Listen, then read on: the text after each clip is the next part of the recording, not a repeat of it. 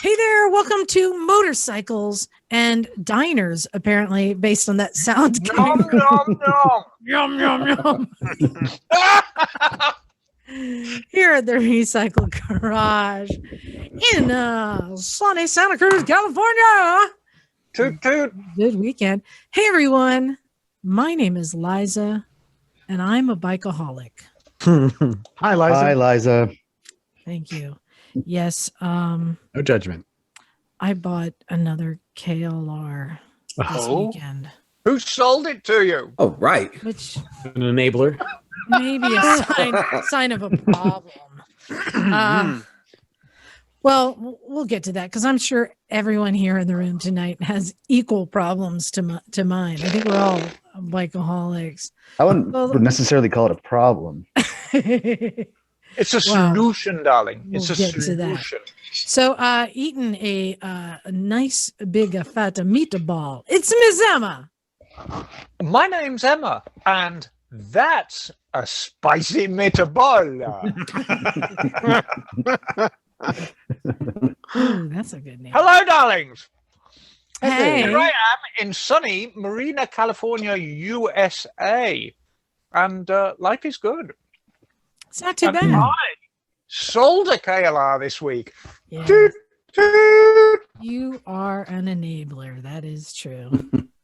I do my best, sweetie.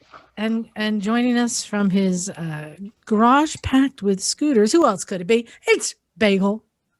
Greetings from Rancho Bagel. Ooh, is that what you're going with?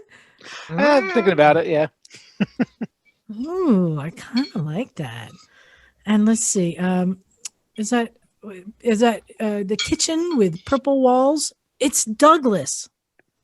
Hey, they are. Yeah. And I think I got too much sun today on the neck. Oh, yeah. It was. First time in a long time. So it feels good. It was nice. Yeah. It was very nice. And you know, one of the other things that made it nice at the garage is all the visitors we had today, like Gabe. Hey, Gabe. Shalom. Shalom It's nice all. having you down there. I appreciate you joining. I had such a good time hanging out at the workshop at the garage. Yeah, it was a good time. And then, of course, we've got our favorite stunt misfit. It's John. Hey, everybody. What's up? And everybody needs another KLR in their life. John, I have a bit of a problem I thought you can help me with. Yes. I've been told by some people that I shouldn't be calling you Stumpy John. That could be demeaning. And I suggested, what if I call him Big John? Well, then you're making fun of his weight. And I said, about Little John. They said, well, then you're making fun that he's short. So I'm like, I'm not winning here. But what do you think? What do you think about Meatball? Meatball. Oh, my God. But normal John. We have too many Johns. How about just regular as John? Yeah, regular John. Nothing wrong with him, John. Not Meatball for sure. I was throwing it out there. Beneath that benign bearded exterior, there's a rebel trying to get out. My suggestion, Johnny Tiger 800. See, it's exciting. Do you like Johnny Tiger 800? It sounds like what a Joe Tiger's fat cousin. Well, no, I think putting the 800 at the end, you see, it's a bit like Andre 3000, but you're Johnny Tiger 800. Maybe we'll go with Tiger John. Tiger John. Yeah, I guess that's better than Bear John. Okay, I'd like to point out the problem here is you keep giving me these golden nuggets of nicknames that I love. I'm like, oh, let's go with Bear John. Now I'm going to be getting messages about that. I don't care what anybody calls me. Are you really don't? Yeah. I think you have to be over 6 foot to be a bear. I don't think so. That's a good question for this podcast and probably a couple others. Am I on the wrong? Am I on this bear talk? I'm on the wrong podcast. All right, we're gonna go with let's try out Tiger John for a while, right? Okay, whatever. What do you mean? Oh my heck! I thought that sounded good and fierce. Cheers. All right.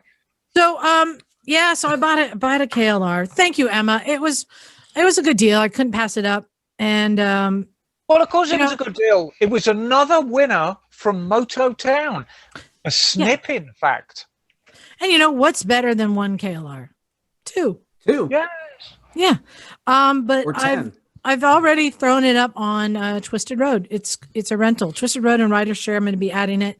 So I've got both of my KLRs. So just throwing that out there. If there's anyone coming out to the West Coast and you'd like to ride the Pacific Coast Highway or the mountains, or maybe do a little bit of some dirt roads, which you're not technically supposed to do, but it's a KLR. I may want to look at renting it. So, And you could probably find one of us to be an escort. Right. There you go. So I just want to point out that this KLR does come equipped with crash bars, highway pegs, Pelican boxes, and a carrier on the back, so you can bring all your things with you. The only thing is, for the next week or so, if you want to rent it and you have a passenger, probably a passenger with one leg would be the best way. Because one-legged passenger. I seem to have sold you a bike that's missing a passenger footrest, so we're rectifying that as we speak. But just for the next week or so, until it arrives from Bangor, Maine. Cool.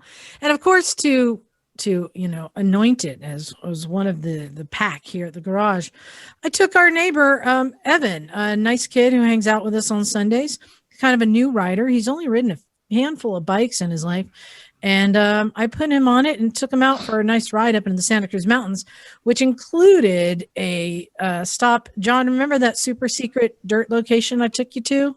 I do. Yep. Yeah. So I took him up there. And gave him a few instructions on dirt riding, which is just brand new to him. Here's the thing I find amusing about young men. New to riding in dirt, riding someone else's bike, it's a loner. Yet as soon as he saw a mud pile, he went for it. Like you do. Right into the mud. Which case, it was funny that I was riding, then, suddenly he's not there anymore. I'm like, oh, I better go back and find him. And what I found was this. It was my bike bolt upright with the rear wheel in a trench and the front wheel in the air. And it was just stuck on its skid plate. Good thing it had a skid plate. And he had a blast. It was a lot of fun. I was going to ask, how did he get on with it? Because, KLR 650s, it's not a small bike, and it's quite tall, and it carries its weight kind of tall. So for a completely novice rider, did he get on well with it? Yeah, he only dropped it 4 times. Oh, okay. Interestingly enough, the guy I bought it from, and I know this is going to be controversial, but it is the gentleman's opinion. But the guy I bought it from had more than you paid, so I made a terrible loss. But that's what friends are for.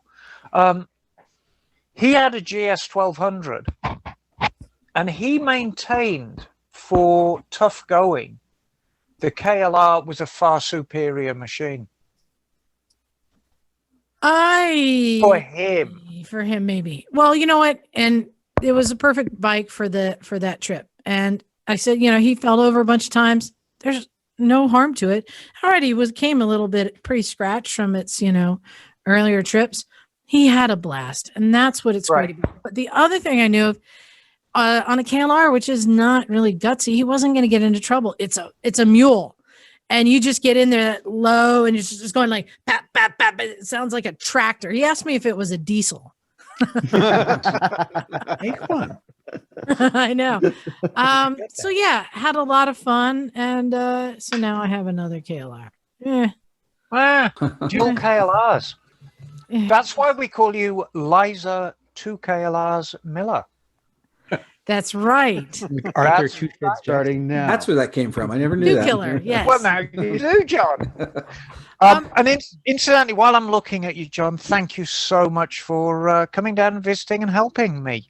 It was such a pleasure. Well, Yeah, we had a nice visit.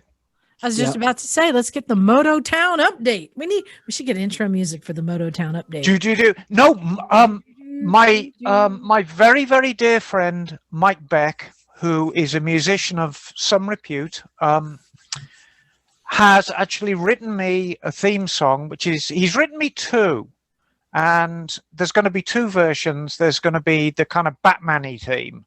And then there's one which is a very kind of English, it's got a backbeat on it. Sounds like it was recorded by the Beatles. But Nice. the Bohemian Saints, which is his band, will be playing at our grand opening, which will happen when this COVID thing's all over. I think of you more of like the Beau Brummels type of music. Oh, yeah, we could do that. Yeah. The Beau Brummels.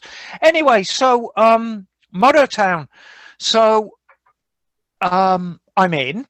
That had happened last week. However, I've completely painted everything. Every single wall and joist in that building and everything is now an extremely appealing shade of battleship grey. Nice. And very smart it looks too. It's very industrial space. Isn't it, John?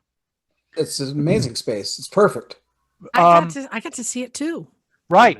So it's all battleship grey, and I thought it was going to be quite oppressive when I first laid it on, but it's not, because the area itself is so bright. And as everybody who knows me, I tend to build very colourful bikes, so they'll pop quite nicely. And a lot of the heavy equipment is in.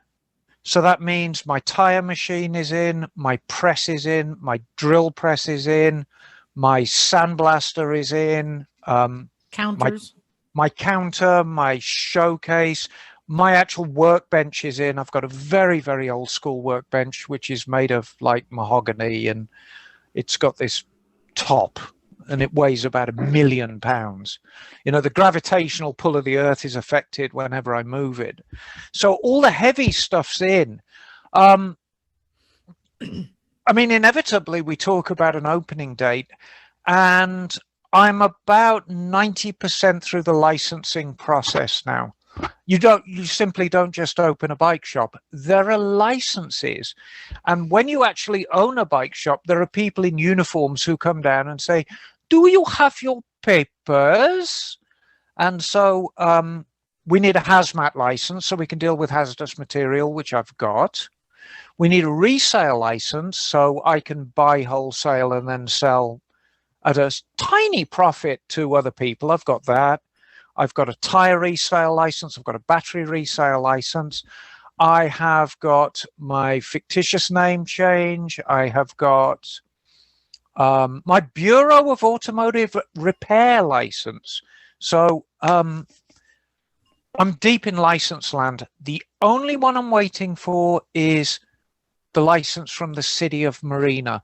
And that is largely arbitrary. They've got no reason at all not to give it to me, largely because I'm going to be paying them a great deal of money over the next few years, because they take a percentage of my profit and it goes straight back into the city of Marina. So that's basically where I'm at. I'm shooting for a grand opening of May the 1st. It's not going to be quite so grand because we're all going to be social distancing, but that's the official opening.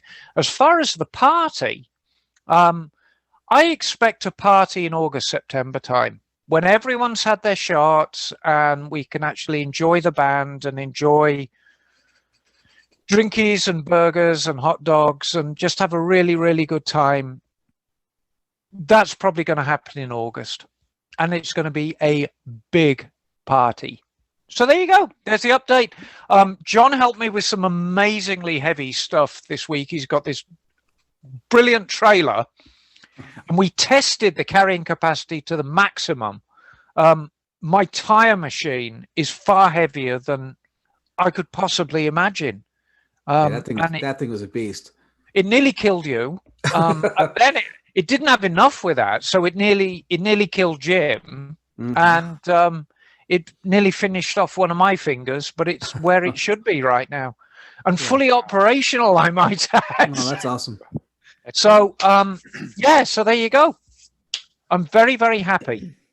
And there's another update I think we're sharing now about an upcoming event. Share away, Liza. No, you are sharing this. Okay, so the beginning of the season for showing, for bike shows was always considered, and is always considered, the one show in Portland. Now, of course, last February, when the one show normally is on, we were in a very, very different position in regard to the pandemic than we are now. So initially, I thought the one show was going to be cancelled. However, they just moved it back. And they've moved it back to April the 30th, or the weekend of. Mm-hmm.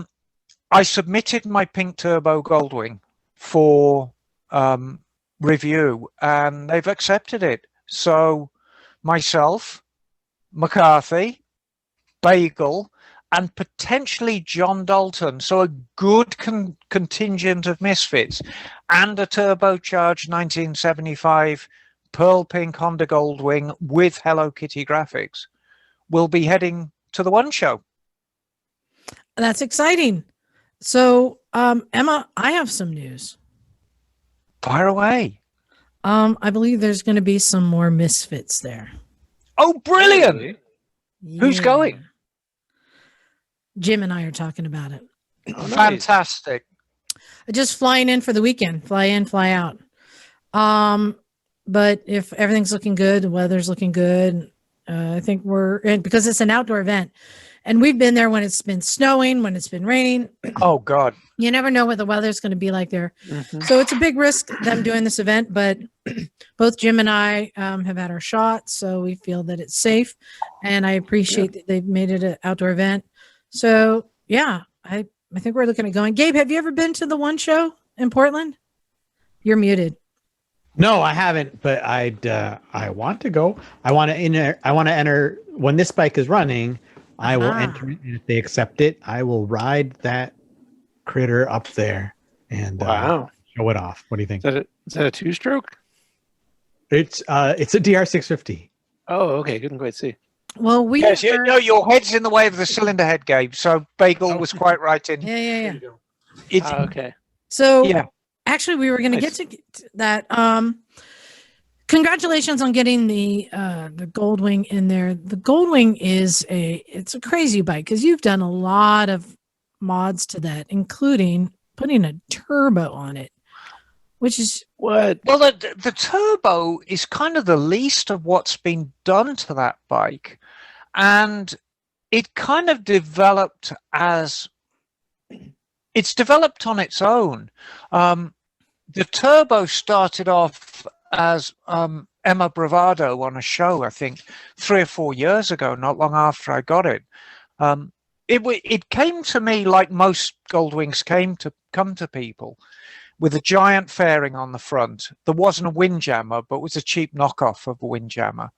It had a top case, it had side bags, it actually had a light bar on the back, crash bars front and rear. I mean, the thing was a Buick with a couple of wheels missing.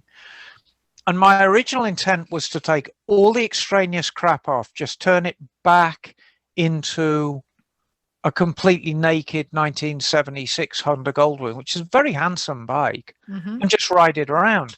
And I can't remember, we were talking about turbos or something, and I thought, you know what, I'm going to chuck a turbo on that. And then I built the turbo first and built the plenum chamber and cammed it and cylinder headed it for the turbo, and then looked at it and realized that 1970s brakes and forks weren't going to cut it. right.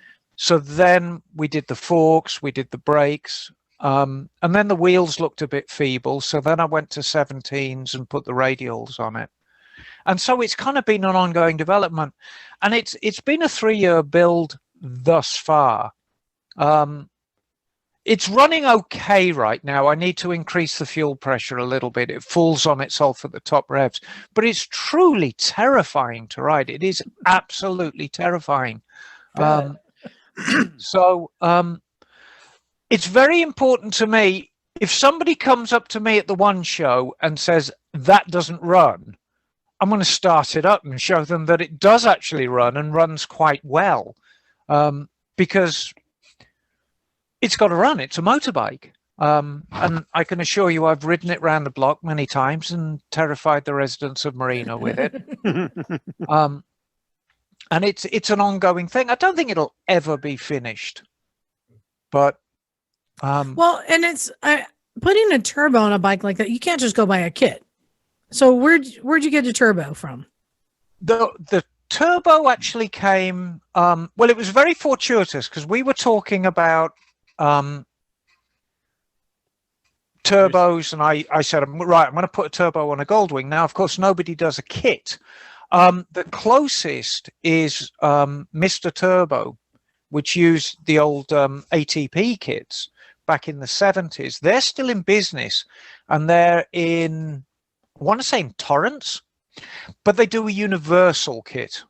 And a universal kit is you get the turbo and you get a bunch of bent tubes, and there you go.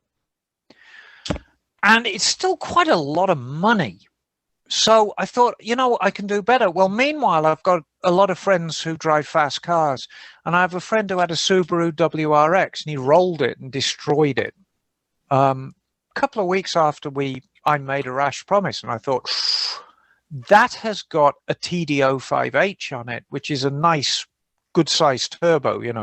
The turbo's like about the size of a big bag of sugar, which is a good-sized turbo. And I asked him, I said, can I have the turbo off it? And he said, oh, yeah, sure. I mean, the car's going to a crusher. So I pulled the turbo off that. And it's a nice little turbo because it's oil-cooled and water-cooled. And, of course, it's ideal for the Goldwing because turbos run very, very hot. The Goldwing's got a very lazy cooling system on it, but it's got a very high-pressure oil gallery system on it. So I'm just pumping 60 psi oil pressure through it, 5 psi of water pressure through it. Turbo is as happy as Larry. You can't exactly touch it with your hand, but it's not cooking my vagina, which is basically, it sits right under the seat at the front. Oh, so wow. it's pretty ideal, really. I'm very, very happy with it. But I took all the right precautions. I put really soft cams in it.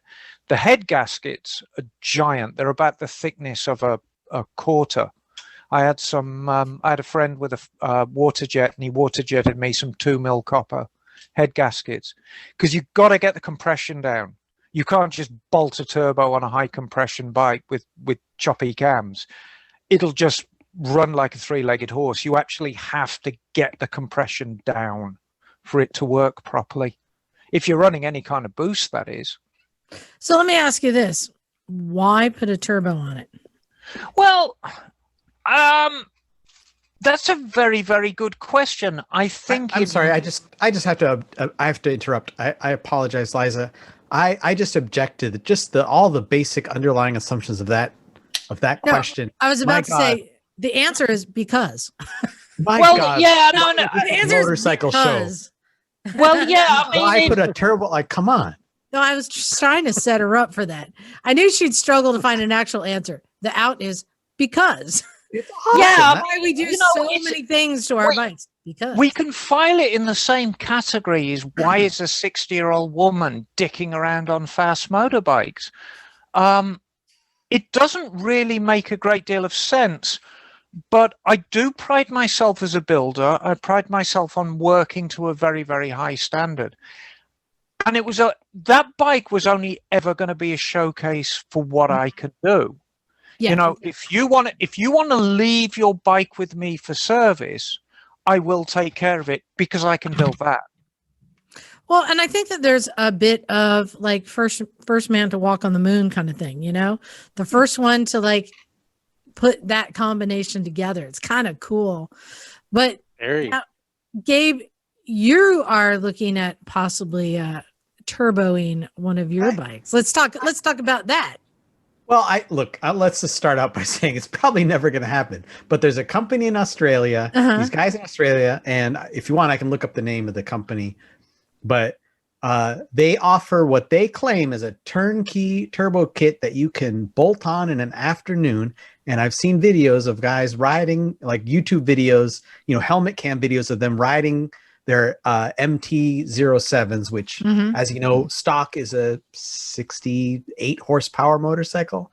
This company posts a dyno chart on their website, 116 rear wheel horsepower from this $3,600 Australian, $2,800 US turbo kit, bolted on in an afternoon, and then you're just like wheeling in every gear past the cars. And I want that. Why wouldn't I want that? $2,800? Okay. Double your Micah has one horsepower? of Come those. on. Okay, here we go. I've got it. It's from Extreme Creations Australia. Good work. Let's have a look and see what the kit comes with. So it comes with No muffler. I'm looking at it now. There is no muffler on that, but you get a head pipe which feeds into the turbo. You've got the dump off the turbo, electric fuel pump, new. What is that? A plenum? Yep. Hang on. Plenum. Plenum sounds so organic, doesn't it? Yeah. I have a problem with my plenum. You're Well, thinking of so- perineum. So the way plenum chambers work is, here we go. Forced induction plenum. So let's have a look and see what they do. So these guys are actually doing, they're doing turbos for quite a few bikes.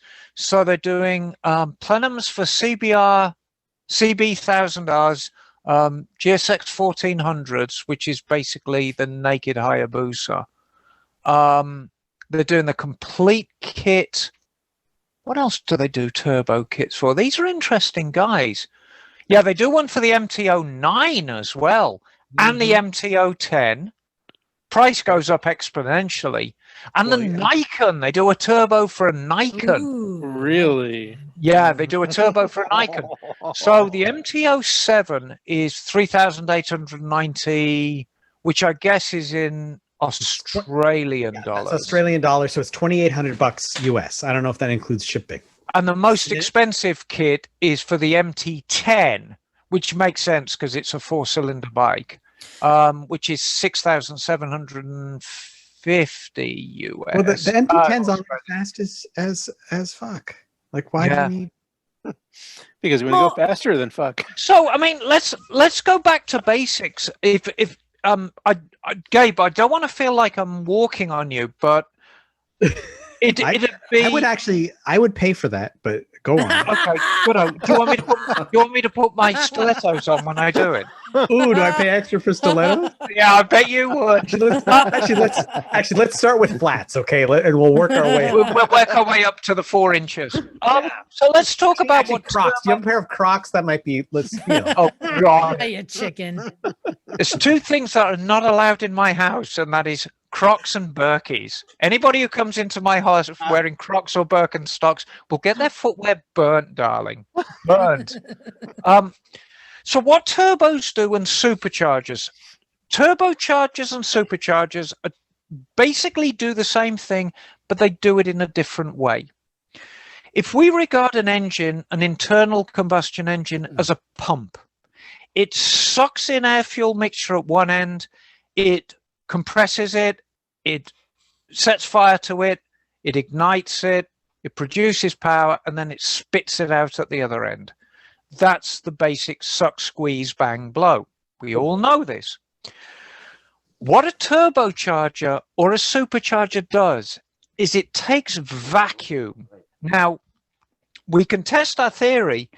If you were to rev up a bike with the airbox off and just hold your hand gently over the end of the carburetor, we can feel that the engine's sucking in air fuel. We can feel it. We can feel the suction.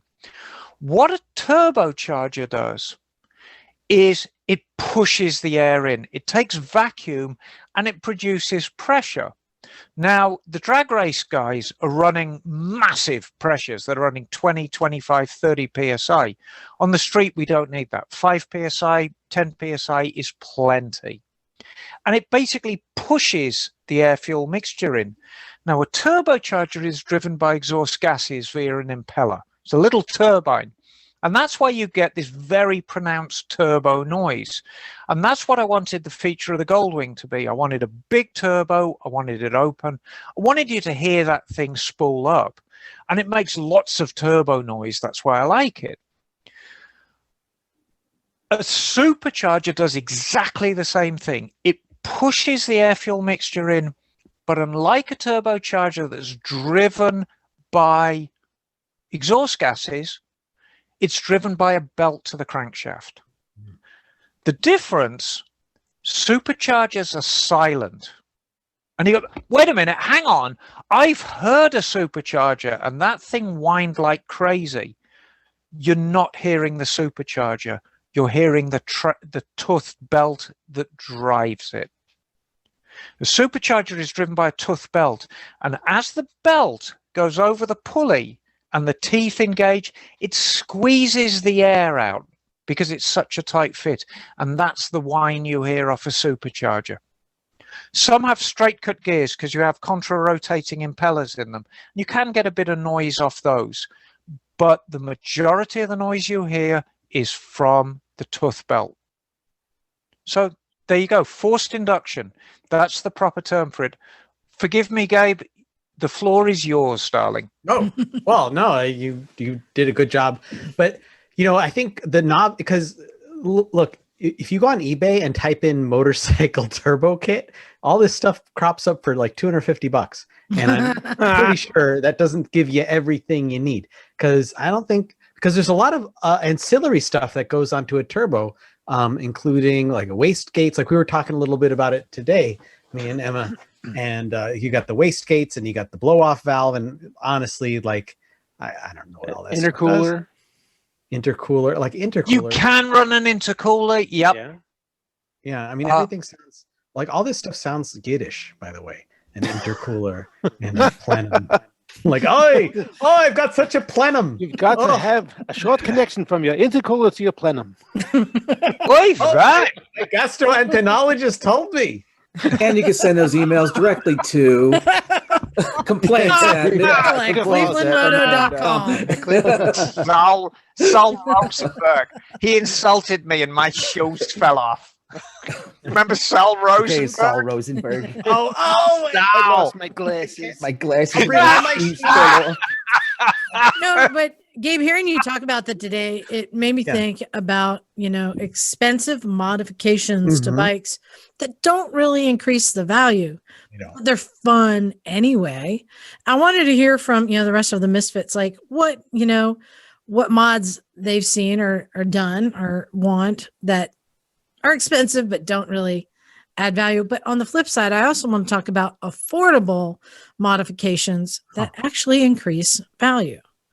So this turbo, putting the turbo on the bike, I think that for me, it's a lot of money. It's not really going to increase the value so much as make it a curiosity thing. But to me, it also sounds like it's such a big enough jump in horsepower that it becomes stupid, and that I can back. I like that. If it was like, it just gives me like 15 more horsepower, I'm like, maybe not. If it's in the like stupid amount of horsepower, I'm like, yeah, well, of course. Of course. Right? And I tell you what, from what I can see of these guys, this is a legit company. This is not bungee cord engineering. This is nicely engineered stuff. I have huge respect for Australian and New Zealand engineers. I mean, the Antipodes have produced some of the best engineers of the 20th and 21st century. How about Australian beer? Foster's. Give me a Foster's, mate. Sorry, guys. Oh. No, there's again, that's complaints at no, I'm very sorry, but there's only 2 beer makers in the whole of the world. Really? And if Germany keep practicing very, very hard, they'll be almost as good as English brew people. Only English people like English beer, period. And that's it. That's all you need to know. And those are the only 2. And, Germany's close enough that if they keep practicing and keep trying very, very hard, they might be nearly as good. but the rest of them, fa. So, Emma, I want to know, because you have a long career, what are some modifications that maybe people have had you put on their bikes that you thought was kind of like a waste of money? Have you seen stuff like that? Me and Gabe had a very spirited conversation about this, and we're absolutely on the same page. If you're talking in terms of monetary value, every single accessory you bolt on your bike is a waste of money. Yeah. There is not a single accessory that you can bolt onto your bike that will add an equivalent amount of money. Not a single one. That's the key word right there. The key word right there is equivalent. Now, there are add-ons that you can add that will increase the resale value, but desirability. You're never going to get your money back from accessories. You can add desirability, desirability, not monetary value. Now, as an example, if Gabe bolts turbo on his bike and has basically 112 horsepower FC07, that's going to make that bike the hot ticket. You're going to be like, 112 horsepower FC07. Are you going to recoup how much? 3 grand, 2 grand, 1 grand? Probably not, but you're going to sell it very easily.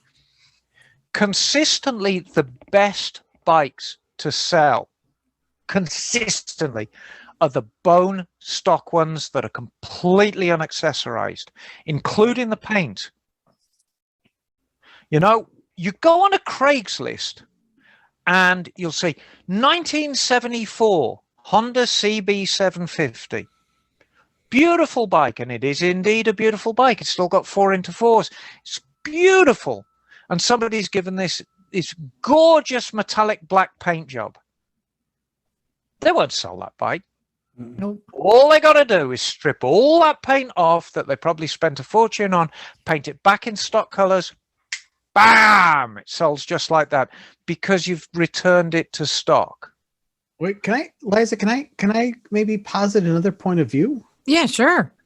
I think, and I don't know if I'm right about this, and I'm probably not the right person to ask, but over the last year and a half, I've been reading and talking to a lot of, customizers and kind of really checking out the custom motorcycle scene. And then it seems to me that, that there is a market for heavily customized classic bikes, like old Hondas especially, and it does indeed boost the value. What do you think of that? On a used bike, yeah, you can make it better. I agree. Well, yes, and I agree with you, Gabe. But there's two. Like Emma's XS. Is it an XS 800? Emma, your triple? Not Emma. Liza. Sorry, Liza. Your my XS 750. Yeah. Like if there was a bone stock XS 750 and your bike, I think I'd rather buy yours. That's a good point. I mean, making a I wouldn't. I would go with the stock one. Modified bike that Probably is ridden both. well done. I mean, but you know what? My point on that is I got that bike for free. It was an abandoned bike. Right. There was nothing I could do that would make it worth less. Yeah, so you did increase. So that was good candidate, But versus a stock one of the same year, yeah, it would be worth more. Well, I'll tell you what it boils down to, a lot of it, and it dovetails into exactly what Gabe is saying. When you look at, say, the cafe racer scene, a lot of the bikes are built to a formula. And if you tick the boxes, then the bike becomes appealing because basically you're building a bike that will appeal to other people. It's all about appealing to other people. Because if you bolt an accessory on your bike and you think it's the best thing since sliced bread, you may be the only one. So if you bolt stuff on that has a broader appeal, I think you came up with the best thing, Liza. I think the safest thing is luggage, because nobody really has a massive opinion about luggage. I mean, nobody's, going to go, ooh, it's a Jivy bag as opposed to a Krauser. Right. Luggage is luggage. And if you want to kind of recoup some of the money, if you sell a bike with luggage, that's something that everyone can use. When you start heavily customizing a bike, it becomes so much of your baby and your brainchild, it's not necessarily appealing to the masses. So, and this doesn't apply, I'm not applying these high-end custom bikes that are built by shops like Dime City Cycles. Yeah. Dime City Cycles and I'm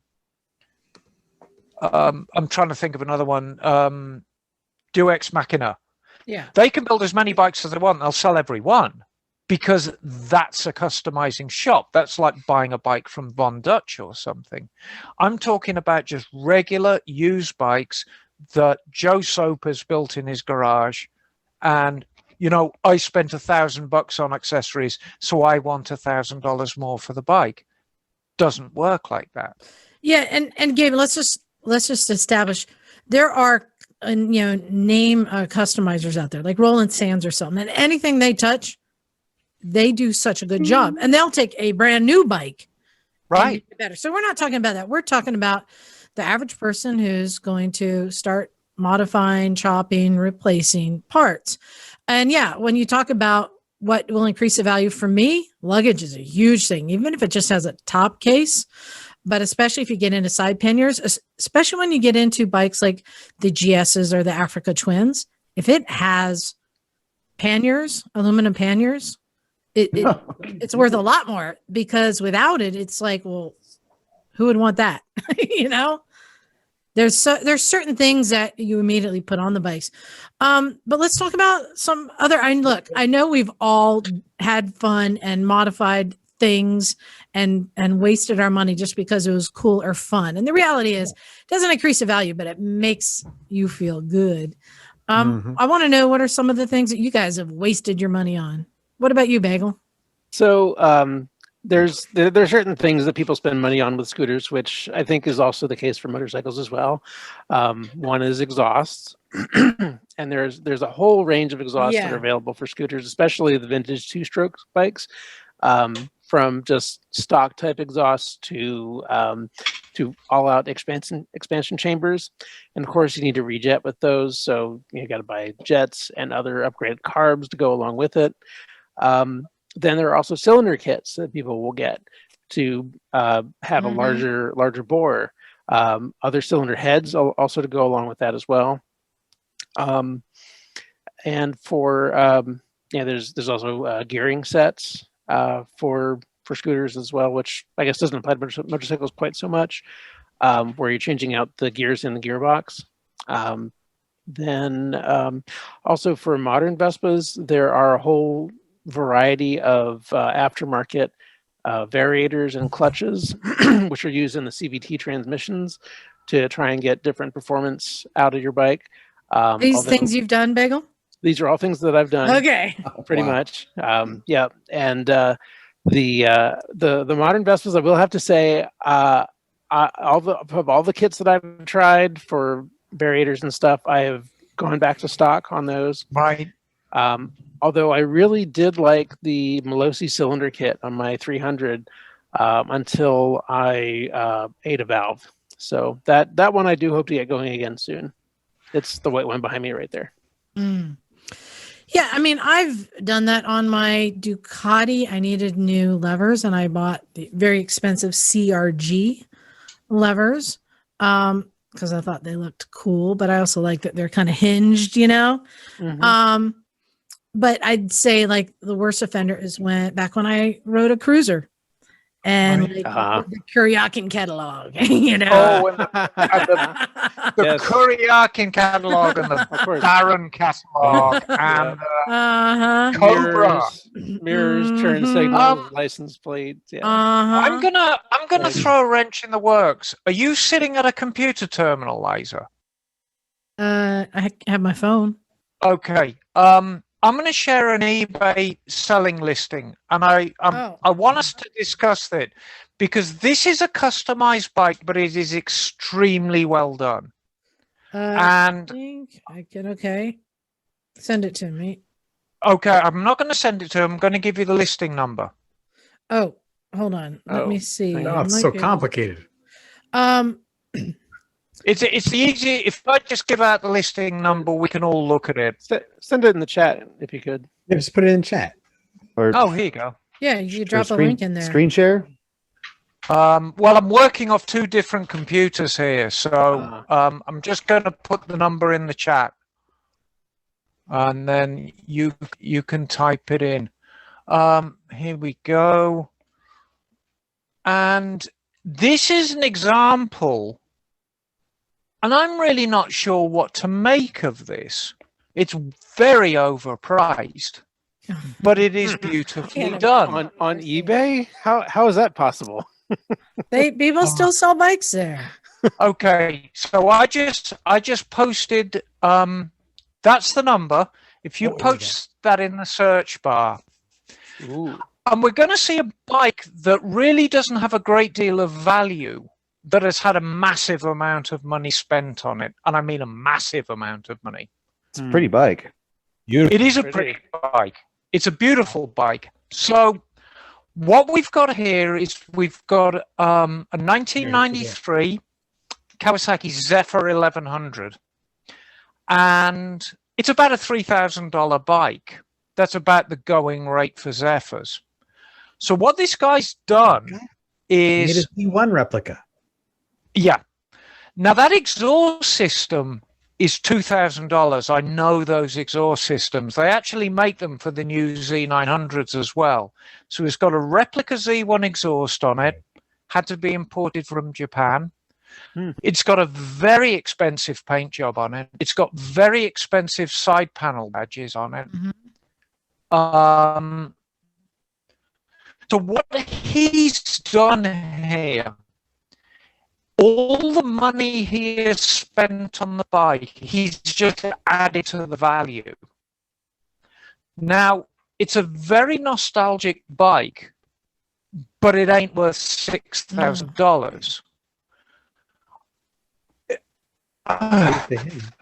It is to him. Is it worth the same as a stock ZR1100? I mean, the ZX1100 is not a massively appealing bike. But stock, they're not massively appealing. So I think he's added some value to it, but not $3,000 over where it should be. Right. But this is a great example. It's beautifully done. It really is beautifully done. But where do we draw the line? To me, it's half done. It needs wire wheels. He's got to put wire wheels on it. That would complete the look of the bike. He's in But Petaluma. I mean, what is it? He's closer to you than he is to me. Yeah, Offer him $4,000. I'm buying it tomorrow. Yeah, offer him $4,000. Because there's no, and this is the telling thing. He's had this bike on now for 6 days, and there are no bids. Yeah. I don't think he's going to sell it. Well, on not eBay, though, people do wait till the last minute to snipe, you know, and don't put bids out there. But there are no bids. Right. Well, that's the thing. People don't put bids on it because if they do, then it gets bid up early. But if they wait till the last second and then throw a bid in there. Yeah, I know. I don't know. I'll be interested to see what it does. Well, how long has it been up for? 6 days. 6 days. Okay. You know, Emma, do you remember? I don't remember the Zephyr. I remember the smaller Zephyr. I don't remember the 1100. No, it was quite a rare bike. They did the 550, the 750, and the 1100. Don't remember it. Yeah, the 750 was the most common because it was the longest lived. It basically became the ZR7. It became, it became the baby Z-Rex. But there were three. There was the 550, the 750, and the 11. In England, the 550 and the 11 were very, very popular. But, you know, it was kind of a misstep by Kawasaki. They were all painted sort of metallic red, which didn't resonate with the old crowd. And they had, you know, 4x2 exhaust systems, you know, nothing of any note with the exhaust system. You know, it's kind of, they should have built it like this in the first place with a retro paint job and a retro exhaust. But, you know, I've spent my lifetime working with Japanese manufacturers, and they don't look back nostalgically like we do. they're always looking forward. They don't want to talk about what's happened in the past. They want to talk about what's going on in the next 20 years. So building retro bikes for them, they were kind of forced into it by the American market. If it was up to the Japanese manufacturers themselves, you know, they'd always be building future bikes. So you understand the misstep. But this, I wanted to show everyone this because this is an example of a beautifully customized bike. And it's extremely well done. I mean, absolute all credit to the owner. But I simply don't think he's going to get that kind of money for it. I really don't. I think he'll recoup some of his money. We should monitor this posting. I'm gonna and bring it up. I'll bring it up next week. Yeah. I'll have a look at the completed listing and see what it comes up as. So speaking of projects, Emma, do you think he'll get his money for this project? Oh my! That thing is. We can't even tell. Well, let's read the description, shall we? Yeah. Let's read the description because that's not everything it said. It's hang on. Let's get back to where it was because there is a description that goes. So it says 2007 Kawasaki Ninja for $4,050. Yes. Keep going. This is a complete motorcycle that I've modified a buggy frame to be bolted up ready. It's street legal either way. I'm going to stop you there. That's the sentence. Okay. To be bolted up. To be bolted up. It's not bolted together yet. You're getting two separate vehicles. Makes it sound so easy. Just bolt that up. It's 5 minutes, right? 5 minutes. Couple 5 minutes. How hard can it be? Got a wrench. It's got headlights. It's so easy. Your cat could do it.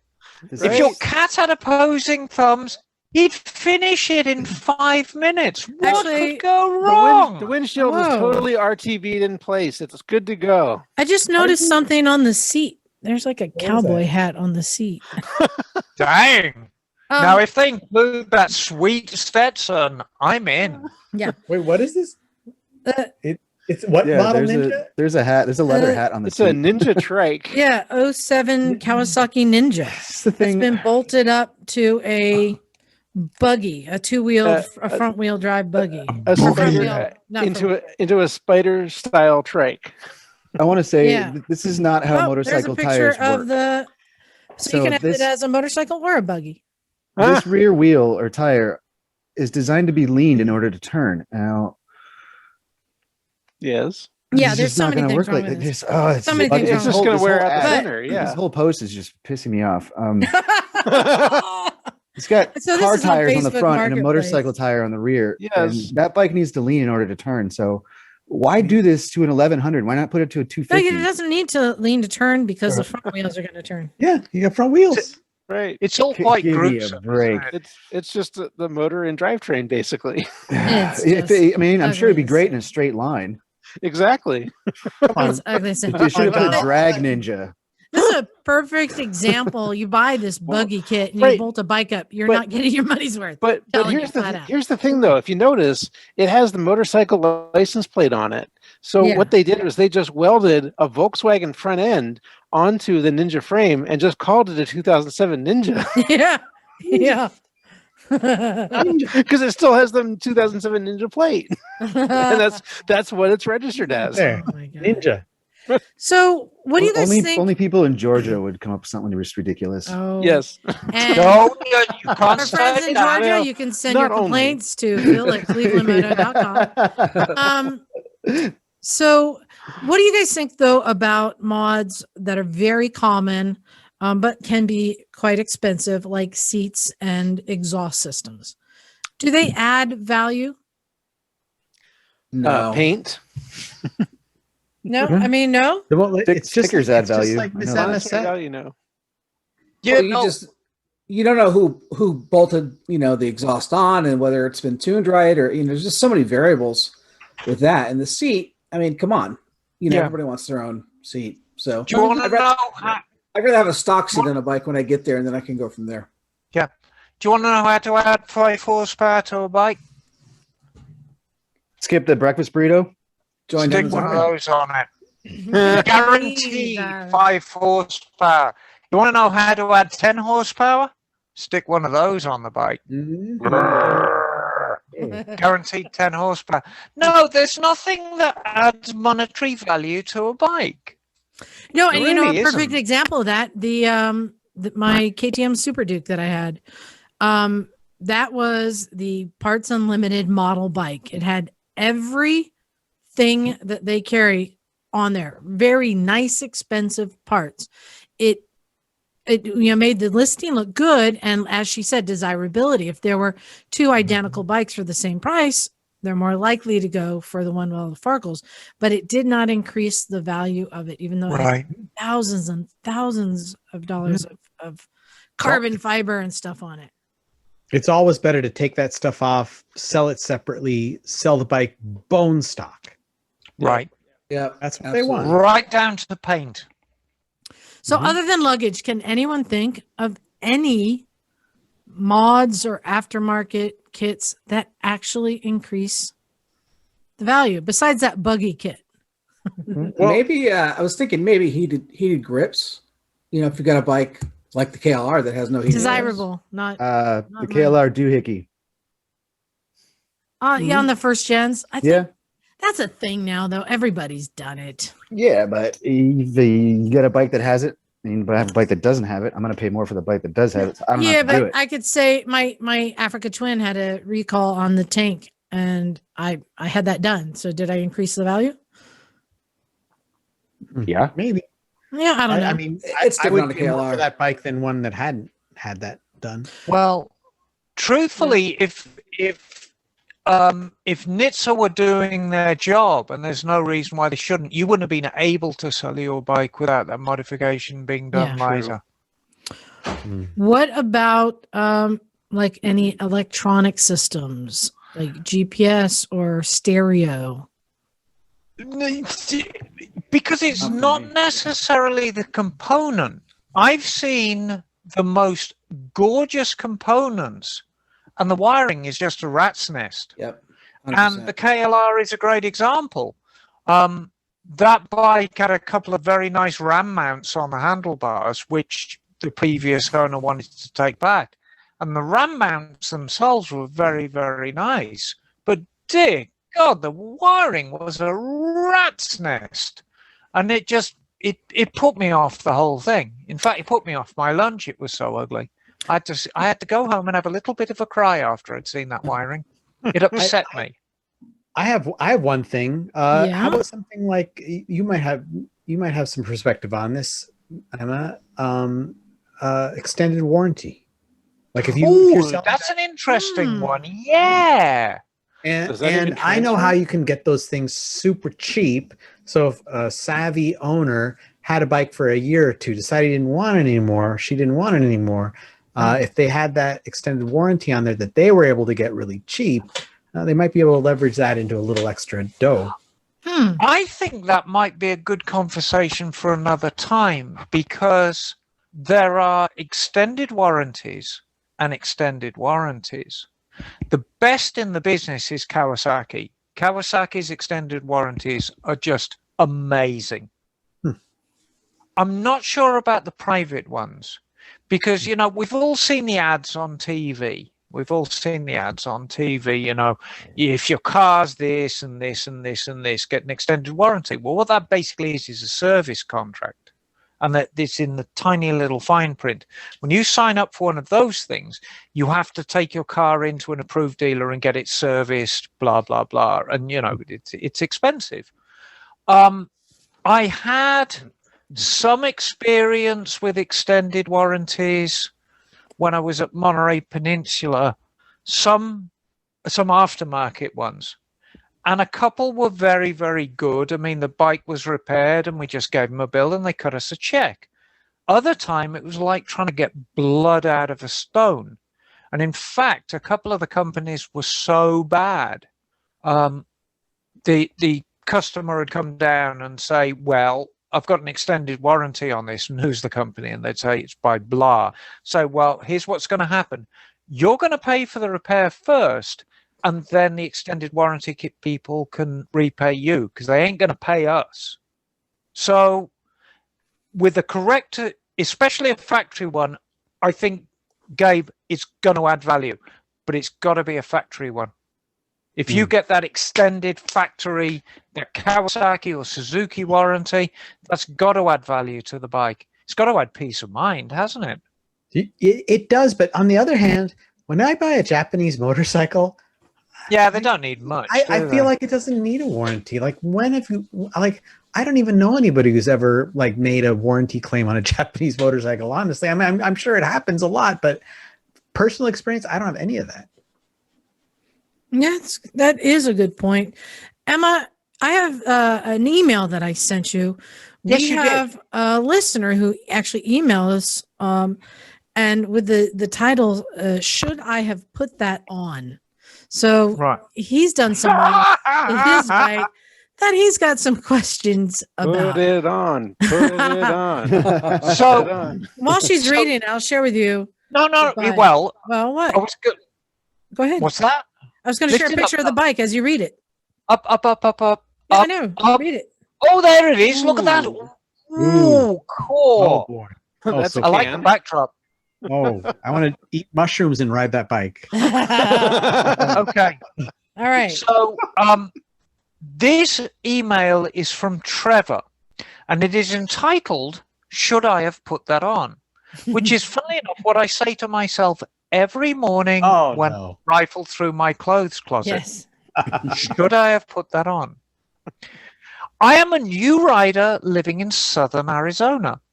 I bought a 2021 Honda Monkey 125 about 5 months ago. Cheeky monkey. And I have about 1,200 miles on it right now. Nice. When I bought it, I did all the things that people do when they buy a bike. When I buy a bike of that sort, took off a bunch of plastic bits, put on a new intake, a new exhaust that sounds sweet, but your neighbors like it too, dear, and an ECU flash. Oh my. With the modifications, I've been able to get an extra 5 to 10 miles an hour, depending on which way the wind blows. Ha ha. Which puts me more at the speed of local traffic. I love seeing people's faces when they hear that Yoshi exhaust coming around the corner. They see a big fat guy on a little bike. I've had a blast exploring all the back roads around my house. I stopped short of putting in new cams that seems to be very popular, but I didn't want to mess with the reliability of the little Honda engine. This goes with my question. Have what I've done gone too far? Never. Now, Put some nitrous on that goes bitch. on about another podcast, and he brings up a very, very valid point. Because remember, in my career, in my 43-year career, I've worked for privateers and I've worked for the manufacturers as well.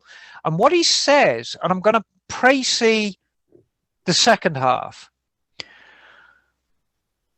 and he talks about a guest they have on a podcast that worked for Honda Canada.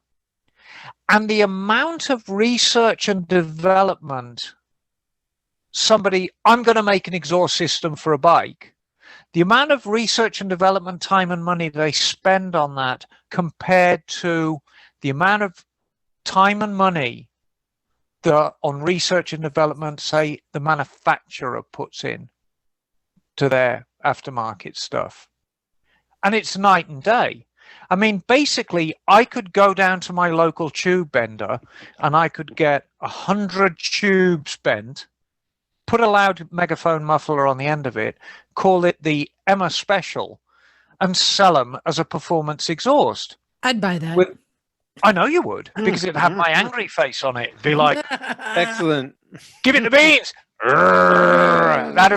It'd be one of those.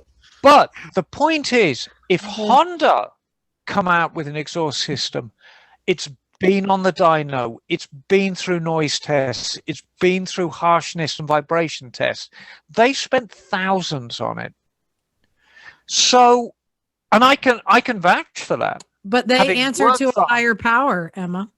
Exactly, they do. They answer to the spirit of Soichiro Honda himself, who's looking down on us all and scowling.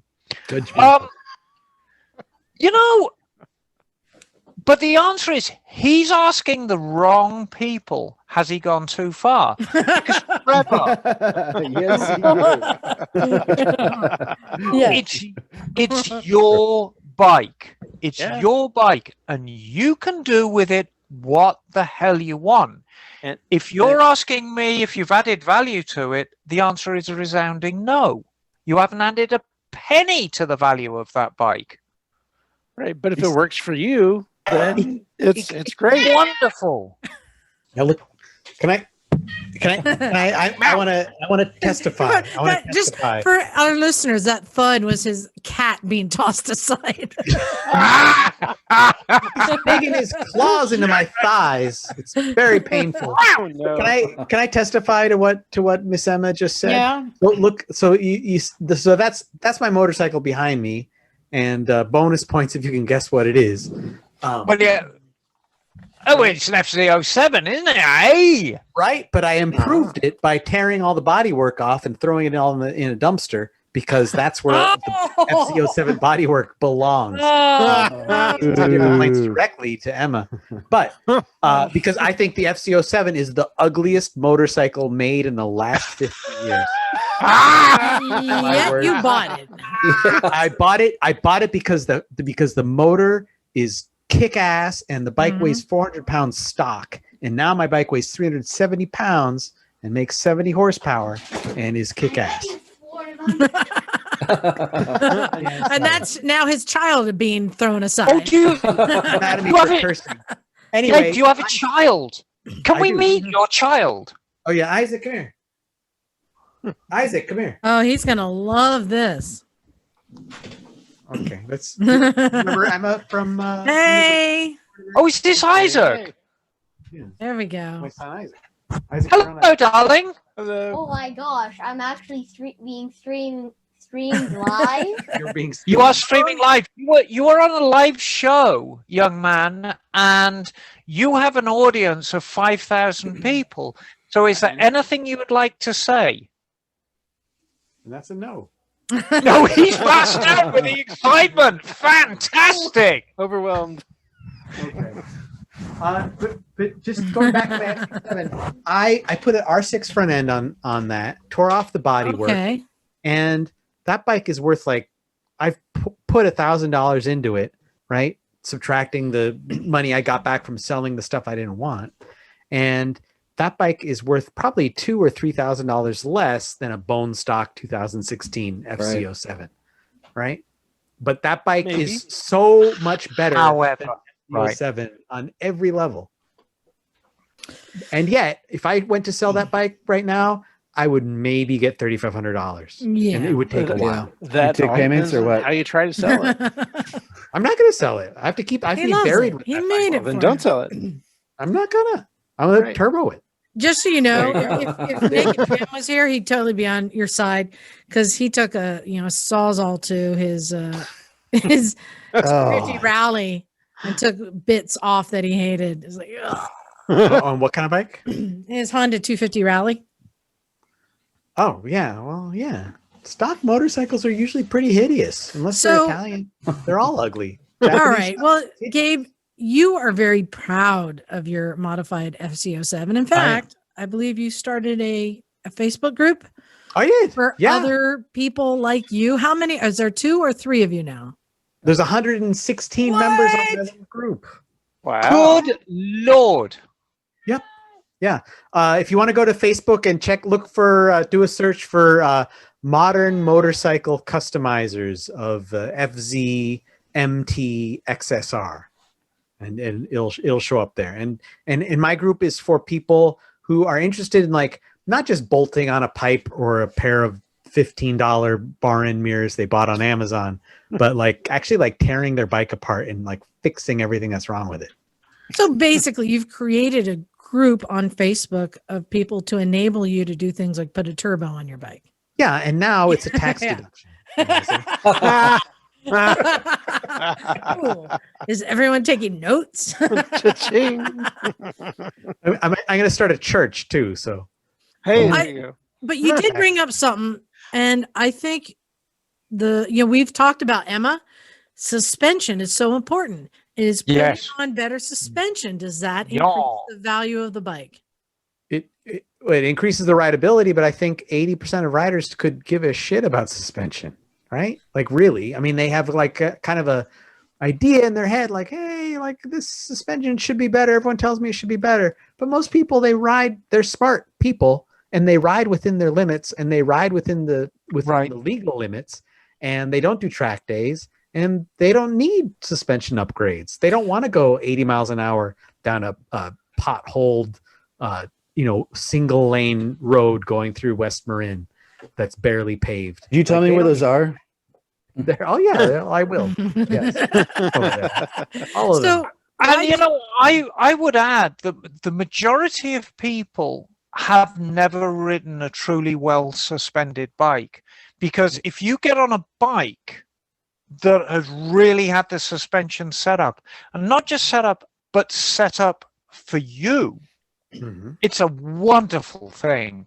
It's an absolute joy to ride a properly suspended bike. Well, it's worth every penny. That's worth 50 horsepower, right? Gabe, there. I got some good news for you.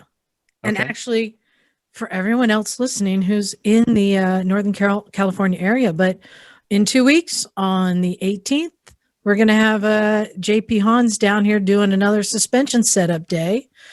$40. He'll do the setup on your bike. And he's also going to be actually taking more time to explain suspension, how it works, and taking some shocks apart and stuff, and kind of educating us. So on the 18th, come on down to the Recycle Garage for suspension setup. I wanted to clarify something. What kind of bikes would be best suited for this type of adjustment? Now, when you say the suspension, there's a lot more of the modern bikes have a lot more adjustability than older bikes. I just don't want people to get fooled into thinking that they can bring down their 70 something and get it. No, it's your 1969 Honda Dream. It's actually restricted to two kinds of bikes, and it's the same two kinds of bikes that Emma will be working on in her shop. That's right, specialist only. So only the domestic and the import bikes can be only important domestic. Those are the only two. That's it. Not interplanetary. Okay. Nothing from another planet. Then is what you're saying. Yeah, Okay. exactly. Perfect. No, those moon bikes. You saved a lot of people a lot of trips. So, and I want to point out to people that just in case you can't make it on a Sunday, Jason is going to be doing fairly regular. We're going to be doing workshops down at Moto Town. So Jason's going to be hauling his trailer down to Moto Town. We're going to have a suspension day down there as well, which obviously will be during the week. So if you can't make it on a weekend and you feel that you're missing out, stay tuned, because we're going to be doing a lot of cross-pollination with JP Suspension, with Moto Town, get you set up. And when Laguna Seca opens back up again, take it for a lap of Laguna and test your progress. So, I can't stress it enough. Having decent suspension is wonderful. Everything. So now it's everything. It is all the things. Don't come to me with a sport bike and say, I need 10 more. I need this pipe. I need this. I need carbon fiber wheels. No, you don't. You need suspension. If you have $2,000 to spend on a sport bike, you need suspension. Don't mess with the exhaust. Well, I'm curious on the FCO, your FCO7, why you put the R6 front end. Was that suspension or because you like the gold? Well, the gold looks kick-ass, right? Mm-hmm, it does. Right. And you can also get the R6 suspension. Also comes in a matte gray, but I like the gold. But the reason I got the R6 is because the steering stem is a perfect match for the FZ07 headstock. And also that R6, it's pretty, the components are pretty cheap on eBay, and that's really high-end stuff. When you're a superbike race team, there's only so much stuff that you can throw out and replace with expensive things. So that's Showa, I believe, and it has separate high-speed and low-speed damping circuits. There's a pretty good range of adjustment, and it's really, really high-end suspension, plus the brakes. So, you get a lot of benefits. And that stock FZ7 stuff is, and I'm sorry, you're going to get hate mail for this. Please send your complaints directly to Emma or Liza. But the stock suspension stuff that comes with the FZ7 and the MTO7, I'm sorry, is garbage. It's the cheapest crap Yamaha could put on a motorcycle. That's because that's an affordable bike. The price point on that bike was a huge draw. But they had to cut it somewhere. Right, but what bike doesn't come with garbage suspension?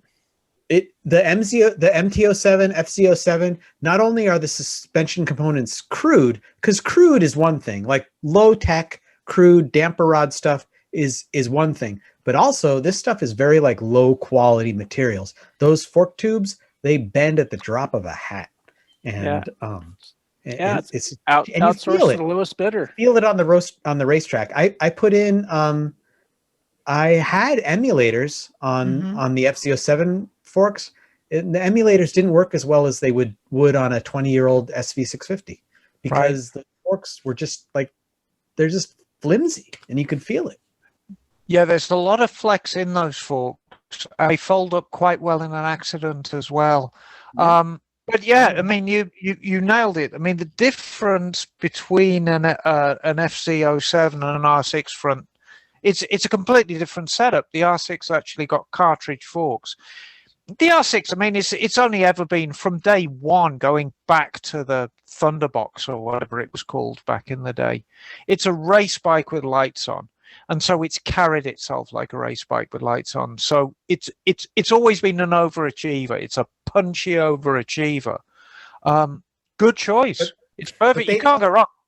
But you also, with the sport bike component, like the difference between a standard motorcycle's componentry and a sport bike motorcycle's componentry is that the sport bike, it really has to win races. The standard, it just has to be good enough to ride on the street and look good in the showroom. But that front end on that R6, like someone like Jake Zemke, we were talking about him today, he can jump on an R6, on a stock 07, 08 R6, and he can lap Laguna Seca. He can lap Circuit of the Americas pretty close to the same lap times that someone on a setup race bike is going to be riding on. In fact, he's almost as fast around the racetrack as Jake Gyllenhaal. Or his sister. Oh my God, or his sister. But that's not your only project bike. So that's a modern bike. You also have this little gem in your garage.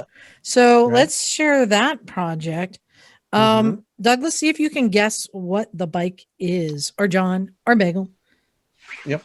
See if you can guess what the bike is. Now that it's painted, this is when it's not painted yet. Well, I was going to bring it up earlier, and then I couldn't get a voice in. I was actually going to ask you what that was. I can't see it very well right now because I see Liza's face.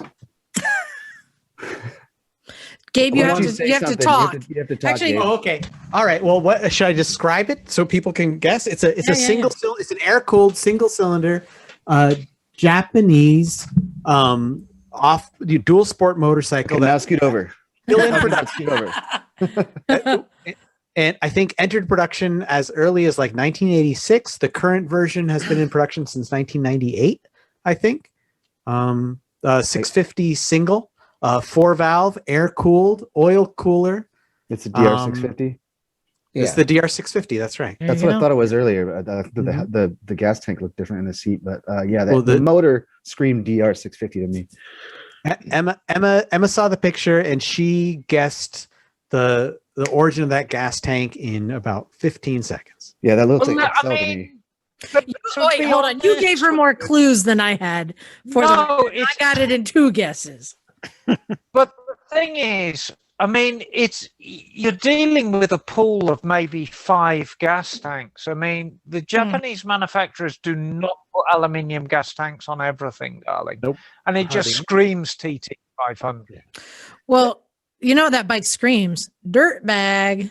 Mm-hmm. Oh yeah. You know about the dirt bag? That'd be perfect for that. Emma, Well, guess what, John? What? That is a Emma, dirt bag bike. Yeah, It is. It is. I wasn't able to get it in time because it started leaking horribly, and now it won't run at all. Oh no. I know. Emma, do we know about the dirt bag on motorcycles and Misfits? Oh yeah. Oh yeah. We've been going for years. We made quite an impact one year. Emma, did you ever enter a bike? What's that? Have you ever entered an entry into? No, you know, and it's funny. I've always kind of had dirt bag in the corner of my mind, but it seems like my bike's always. I think this is going to be perfect for a dirt bag, and then I go in a completely other direction. The closest I ever got was me and Mikey 3 times. We're going to build a backwards bike that actually steered at the back. And yeah, and we still might build it. So we were going to kind of build a backwards bike for the dirt bag, but that's years in the future. That's not going to happen anytime in the immediate future. But I think the last dirt bag we were at, Liza, we brought the barbecue, and I think we should do that again. We sold hot dogs.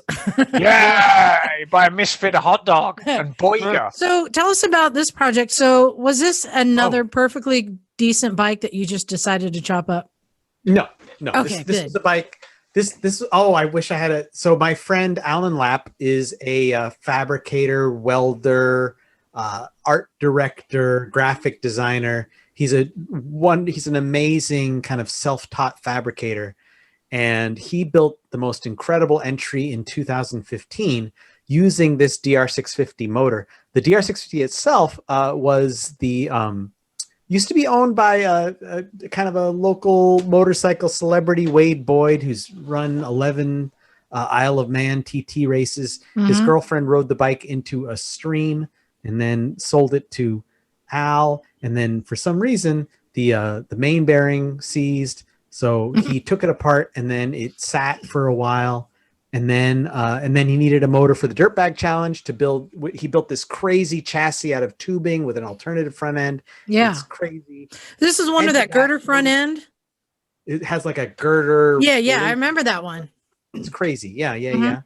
And he had that just sitting in his garage, and then I'm like, "Hey, you should build a cafe racer with that motor." And he's like, "No, you should build a cafe racer with that motor." And I got the frame, and I painted it, and I'm like, oh, what kind of tank do I want? And I got to say, the planning was the most fun part of this project. Like, what kind of wheels do I want? What kind of frame do I want? What kind of tank do I want? And resources like Craigslist and eBay and Amazon, they make this stuff so easy. Like whatever part you need, it's already there. Is it amazing, right? It's amazing, right? Fantastic. Yeah. Right. And anyone else chime in about the amazingness of these online resources? Like, 30 years ago, where would you it would take you? We had to go dig through yards. Yeah. From junkyards. And it's just we've replaced our time with instead of trolling on eBay. Back in the 1970s, me and friends would go to wrecking yards, and there'd just be acres of destroyed bikes. And back then, I mean, it was the Wild West, because you'd be walking down bikes and that one would have blood all over it, and that one would have teeth stuck in the triple tree. But that's where you got your parts. Yeah. You went down to the wrecking yard with all of your wrenches in your back pocket, and then you gathered up all your parts, and then you went up to the very frightening looking tattooed hairy man at the counter who barked at you and said, "Give me 20 quid."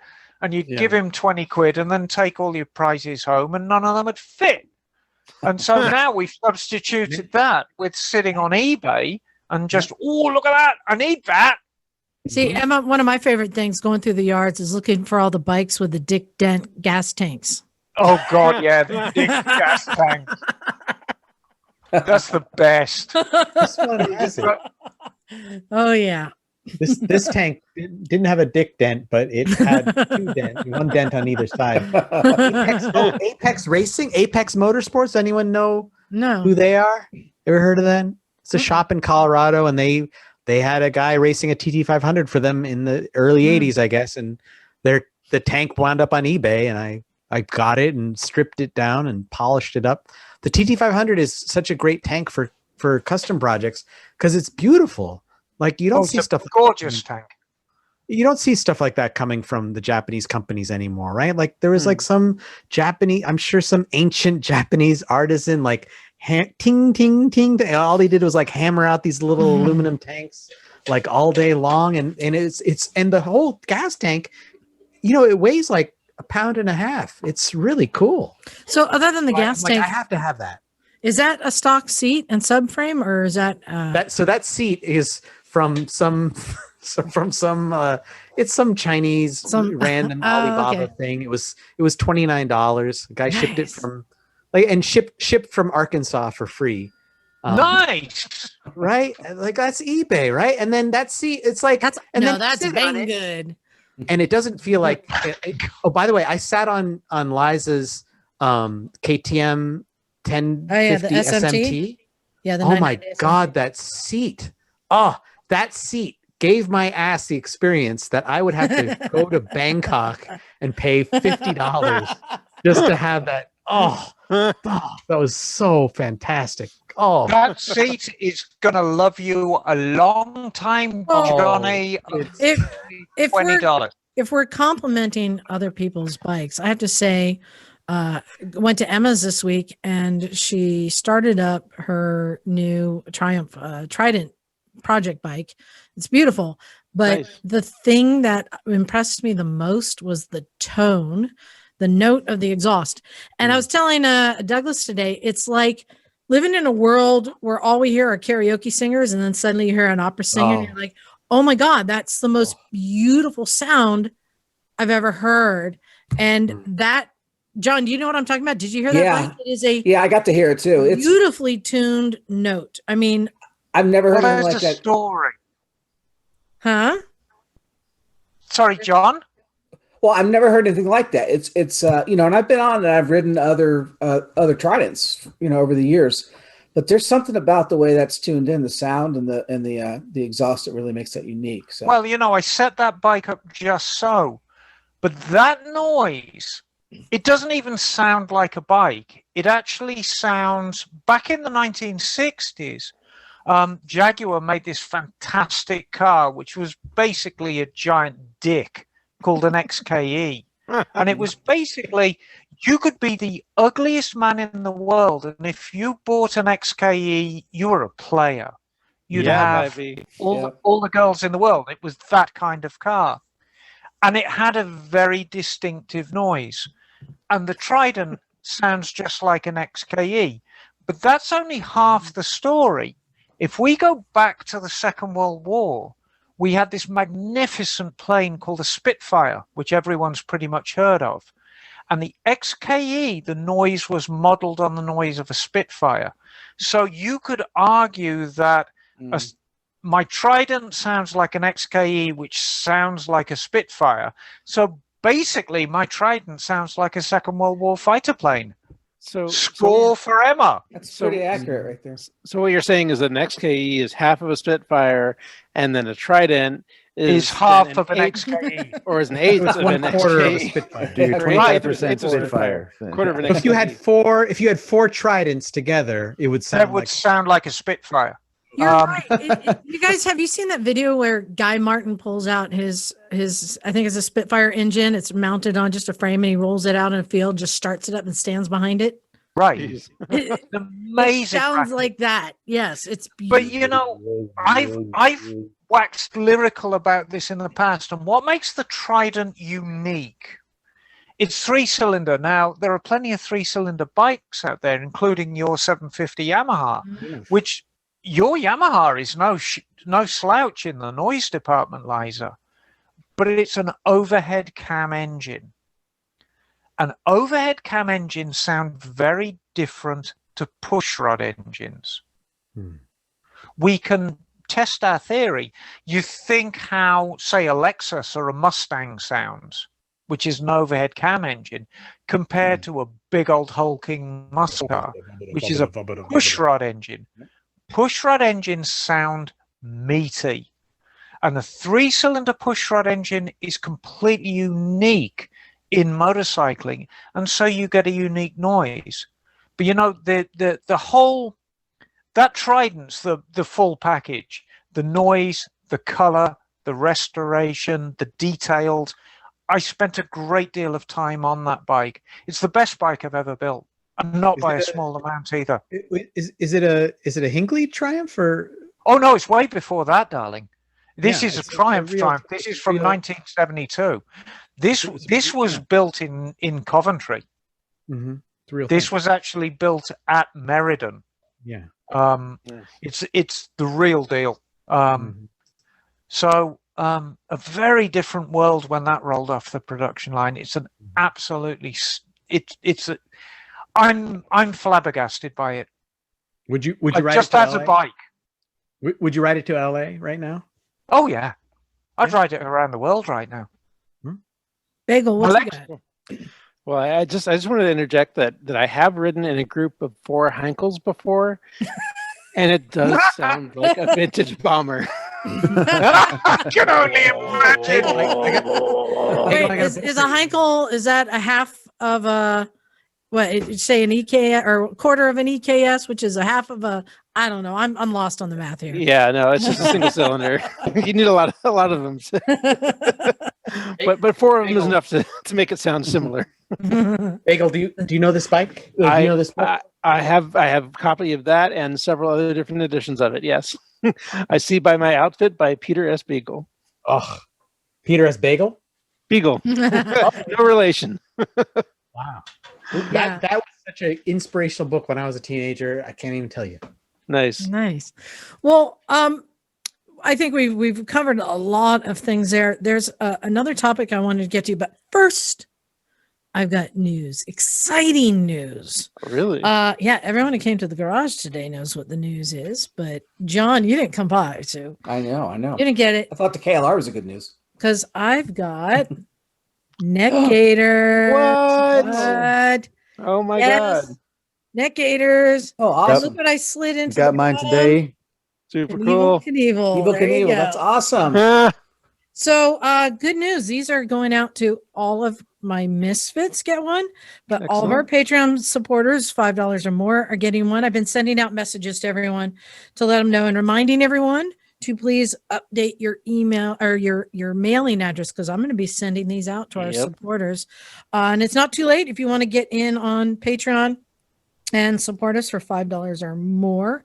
Just go to patreon.com and look for Motorcycles and Misfits. And yeah, they're cool. And unexpected bonus.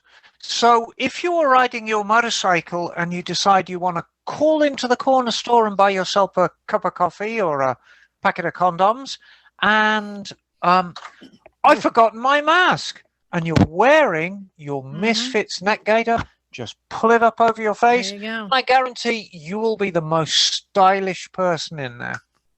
Wait, Liza, this is making my neck itch. Oh, stop it. Jim already said it gave him a rash. Wash it first. Oh, and the other big news is tickets have gone on sale for the Santa Cruz Moto Film Festival. Right. Yes, you can go to revsisters.com.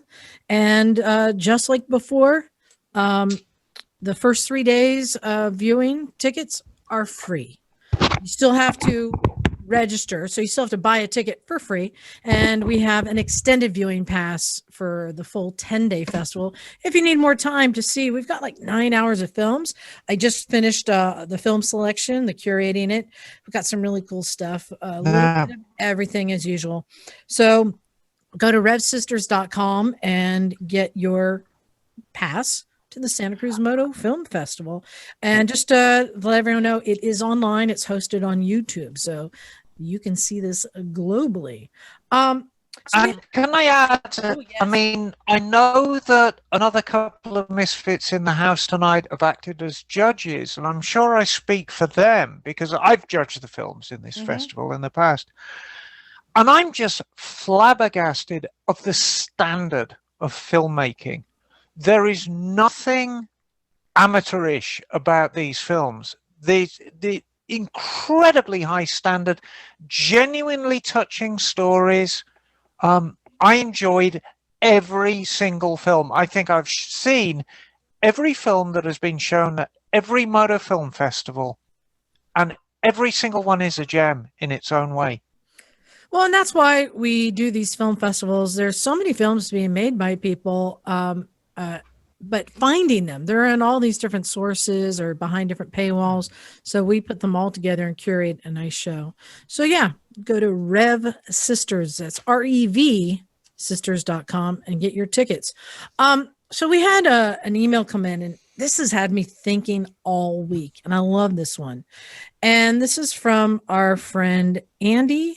And is it Droitwich Spa? Emma? Yeah, Droitwich. Yeah, Droitwich Spa. And he says, as a long-standing listener, I just wanted to say how much I appreciate your podcast, especially during these dark times of lockdown. Listening to you all brightens my day. Keep up the good work. Here in the UK, we're starting to ease back out of restrictions, and hopefully I can get back out on the road and ride further than the end of the road for groceries. They've been really restricted. We had mentioned on our last show, we talked about the algebraic formula for the right amount of bikes. You guys remember this? Yeah, I'm sure it's you know N that, plus right? one. It's N plus one. Yeah. Right? And he said that he actually has a more realistic formula. And that is D minus one. Ooh. D stands for divorce. Right. So the proper it's a amount of bikes you can have is one less than what will cause a divorce. So I like the fact that it's a sliding scale. Yeah, right. So if he butters up the missus, quite literally, I suppose, but what he could do is buy her gifts.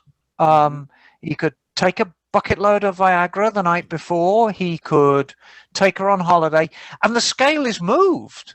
So now he can slide in that extra KLR 650. So I like the fact that it's a sliding scale. I feel that in the real world, it's a victory for common sense. Well, and I was talking with our friend Matt today at the garage, and he doesn't even have a car. He rides a GS1200. It's the only vehicle he has, which is pretty darn suitable for many different rides, but not always, because he said, yeah, I've never been out to riding dirt at Hollister with you guys. All right, because he doesn't have, a bike that would be good for that. So I was trying to think what would be the right formula for somebody, like Matt, where you want to be able to have a bike to be able to ride with all of your different friends, right? And what I came up with was T plus S plus D equals happy face. And that is touring, like a touring capable, which his GS is a touring capable. It could be a Goldwing, it could be a Harley, it could be a GS, but something that could do good distance. Plus S. S could be sport, it could be supermoto, it could be scooter, something that's a little light and nimble. And then D is dirt. That's something that could be a dirt bike or a modified monkey or whatever, that you can go ride trails, a KLR. So And T plus S cubed plus D. What's S cubed? Well, you sport, supermoto, and scooter. All of them. You need all of them. Yeah, that's not all inclusive. Moto scooter. And I'm just wondering, I don't know, do you guys have any other formulas you can think of for the right amount of bikes? Well, D minus one is infinity as long as you marry the right person, right? Yeah. The formula is available space divided by the amount of space. Right. And how deep your wallet is. Yeah. I can only have one motorcycle at a time now, which is horrible. Ooh, yeah, that is rough. Yeah. How do you live with yourself? It is literal hell. Literally. I know. Man, you poor man. I know. I was saying, well, I've gotten it down to 8. Like, I That's think why if I I have that. really had to, like, if I had to, if it really came down, I could probably get down to 7. Right? Do you Yeah, really right. wanna? No. I don't know, but should we change the formula to D-1? I like that. Well, I think D-1 is perfect. I like the. I vote Or for how about -1. Oh, if how you're about, married, yeah. how about D and then however many as you want? Well, I actually, it's been a long time since I've had more than a few running motorcycles, but like if you had 10 running motorcycles, how many would get 90% of the usage? Right. Well, And you have to think I'm about. going to say 3 or 2. Yeah, and you have to think about registering them, and it- registering them. I've ridden.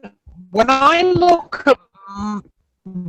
at my collection, I mean Emma? everything that I have runs Emma? and runs quite well.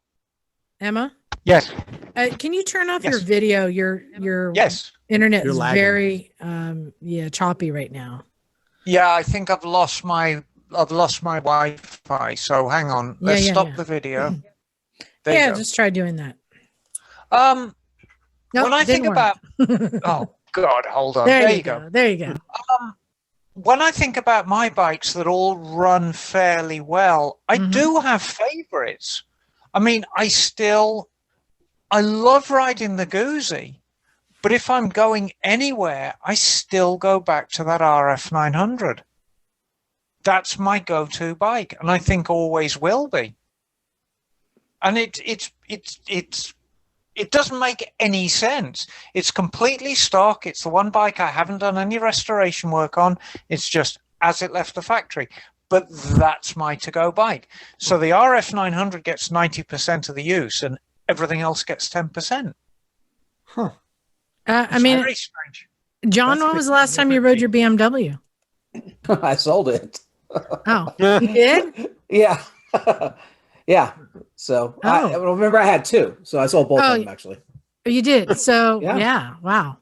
Yeah. So you're just So down it's been a while since I've ridden it. So 2 bikes? How many bikes do you have now? 2 and my son's, I claim but- that too. So that's 3. Okay. Wait, you have 2 KLRs. Well, yeah. Well, with Sam's, yeah. See, there's something there. Yeah. There is something there. Well, I want to ask if anyone else has a good formula they want to share with us. I love it. I've been thinking all week about kind of formulas. I started going like way into the rabbit hole of like, if you take the square space of your garage and divide it by, your last grocery bill, and then how many children you have times, I was like just going way too deep on it. You can go down a rabbit hole. But what, Liza, what formula do you need other than N+1? Yeah, go back to basics. I've got another good email here, and this one is from Garrett. He says, "Hey, Misfits, I just wanted to thank you again for the stunt cycle you sent out for my short Knievel poem. My son and I have many years of playing with it to look forward to. Sidebar, did you guys see the new stunt cycle they announced at California Creations? I saw it's The black, all right? black. Yeah. Oh, yeah. The new Already ordered mine. Just saying. Yep. He says, I'm having trouble with one of my bikes that I'd love to hear your feedback on. My wife has a 2006 Suzuki GS500F, the same that Micah had, that Doug has, that is stinking up our garage with a small gas leak. I've been able to backtrack the leaking gas from the airbox overflow tube through the airbox to the cylinder head breather tube, but have no idea what that means or what my next step should be. My usual go-to form hasn't been much help. Do you have any suggestions? P.S.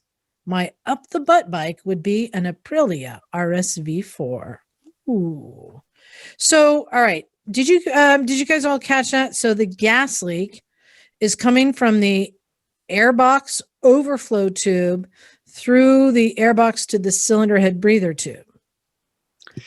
Do they say where they're from? So does that sound like a leaky petcock that is overflowing in the carb and going back into the airbox and not the cylinder? Cat P had this problem too, and her neighbor was complaining because they share like a non-separated garage. Mm-hmm. What bike's he riding? It was this is a GS500F. Yeah, and I believe we traced it back to the petcock, but the leak was so slow, and her neighbor's nose was so fragile or sensitive that it took us a long time to figure out exactly where it was coming from. I believe we traced it back down to actual the fuel tubing itself wasn't the proper fuel tubing, and it was not the proper clamps. So I think that's what the actual problem was, but that might be a good place to look. So Emma, isn't it depend if you're parked on a hill that if you have it's either going to flow into the cylinder and then your gas disappears, right, or it's going to flow into the airbox where it's going to evaporate, right? Okay. Does what year is this bike? Does he say? 2006. Okay, so it's Japanese built. So the GS500, it's a unique bike for a couple of reasons. The first reason is it's got two petcocks. It's got a petcock underneath the gas tank, which is a simple on-off switch. And then it's got a petcock on the side of the frame, which is... So the petcock, you've got two lines that come down from the tank, and then it feeds another petcock, which is bolted on the side of the frame, which is actually a vacuum petcock. And everything's joined with this rat nest of fuel. You know, if fuel runs downhill, so he's filling up his airbox. One of the petcocks has failed, and it's usually the vacuum one. The diaphragm goes bad in it. And the vacuum petcock is the one that's on the frame. So it's a bloody nightmare. You've got to get the tank off. You've got to manually switch off the petcock on the bottom of the tank. Then you can pull the lines off. Then you can get to the vacuum petcock on the side. And either buy a new petcock or just buy vacuum lines for it, and that'll cure your problem. So, yeah, Bob's your uncle, really. And the reason why I was asking for the year is in 2000... and actually it might be a Spanish built one. I think in 2004 production was transferred from Japan to Spain. Yeah, I think it's a Spaniard. It's a Spaniard. So he's got the Spanish built carburetors on it, which are a bit cool, blimey. So it's going to be, did you say the petcock or? Yeah, no, it'll be the petcock.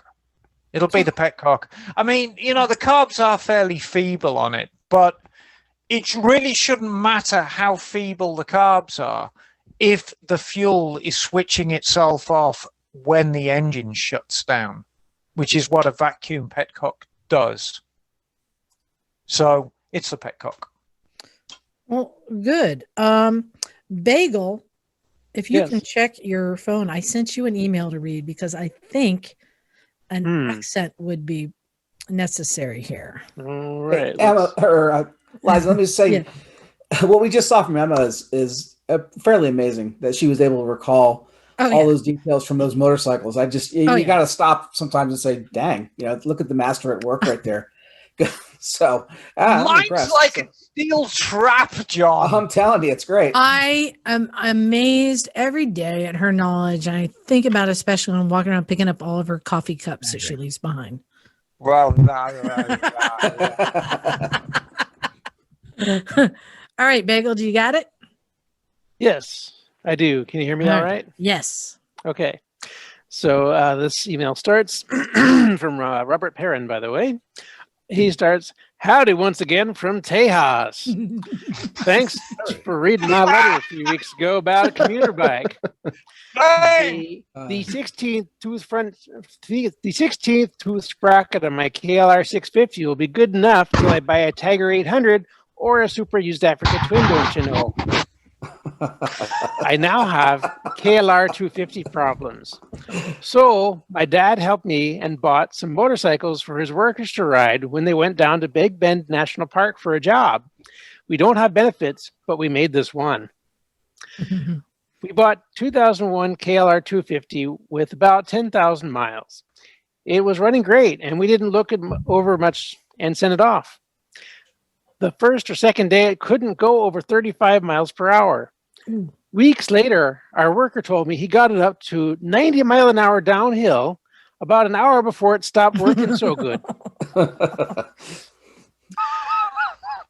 The bike has Texas no or Minneapolis? problem. It goes The back and bike forth. has no problem revving into the high RPMs, but once the power goes to the wheel, it's not getting over 3,000 or so. So far, I see the cam chain tensioner is maxed out, and I accidentally punched out the warm drive and spring trying to extend it more. I think it's warm drive. Worm drive. And spring trying to extend it more. Thinking about just ordering a Krieger tensioner. I think I need to open it up and look at the camshafts because those seem to burn up a lot on these. What else should be on my checklist to look for before I dive in? Could this be a head gasket problem? And a compression test is in my future. Thank you very much, Misfits. Fat Rob. Rob. What is that exactly? He can't get the bike up past 35 miles an hour, but weeks ago it was going 90 downhill. Well, That's a big downhill. Yeah, Yeah, very steep hill. right. Well, they said first or second day it couldn't go over 35, but then So- weeks later the worker said he got it up to 90 downhill before it stopped working so good. Ass. So I think issue. he was sold the KLR 90 by mistake. Oh, God, there's so many things it can be. Head gasket's easy to trace. I mean, if there's water in the oil or oil in the water and the coolant system's being pressurized, or the crankcase is being pressurized, or it's blowing coolant out of the exhaust pipe, yeah, your head gasket's gone. But God, there's so many things that can give low power. So compression yeah. test, do you think that's first? Compression test, leak down test. Leak down test is a very important one because a leak down test will tell you whether it's your intake valves, your exhaust valves, or your rings that are giving a low compression. So do a compression test. Remember, when you do a compression test on any bike, you've got to hold the throttle wide open. If you're feeling really brave, stick your finger in the carb venturi and push the slide up as well. So you introduce as much air into that engine as possible to get Isn't the that- accurate What's the official term of that move? fingering. Isn't that Diddling. diddling? I thought it was diddling. Diddling. yes, diddling. Diddle. the That's carb. a diddling finger. So you've got to introduce and take your compression test. You should see at least 150 psi, at least. I think he's going to have low compression, but Yeah. it could just be as simple as a carburetor problem. He could have a split diaphragm in the carb. And if you've got a split diaphragm, when you give it the beans, the carburetor slide's not going up a ball, and Oh, right. you're not good. So there's a variety of things. Simple things first, complicated things later. Bagel? Put a plug in it. What about what about the camshaft tensioner? We said it was. Oh, I shouldn't worry about that. I shouldn't worry about that. I mean, you can replace it, but I wouldn't replace it before it starts sounding like a dog's dinner. If it's still quiet. Just put it back together and run Yeah. it. What does that even mean? That's our motto. for No. drive. It No, should it's be like one of fine. them. It'll be fine. When it's got a noise, when the engine is making a noise like somebody banging two trash can lids together, then it's time to replace your camshaft tensioner. It's not a hard job on a KLR, but the same rules apply to any bike. Start simple, get complicated. Put a plug in it. That's just cost you $2.50. Oh, the child is back. Child. There's the child. He's back. He's mugging for the camera. He's a born actor, clearly. Put a plug in it. It's going to cost you $2.50. Clean the air filter if it's cleanable. If it's not, inspect it. Is it dirty? Put a good one in. Check the carburetor. Make sure the main jet isn't plugged. Make sure the diaphragm isn't split. Do the extraneous stuff on it before you start pulling the engine down. There you go. Oh, Gabe, you are still muted. Yes, you were saving us from the child. It sounds to me like the first thing you should do when you buy a used motorcycle is just like do a basic service, right? There you go.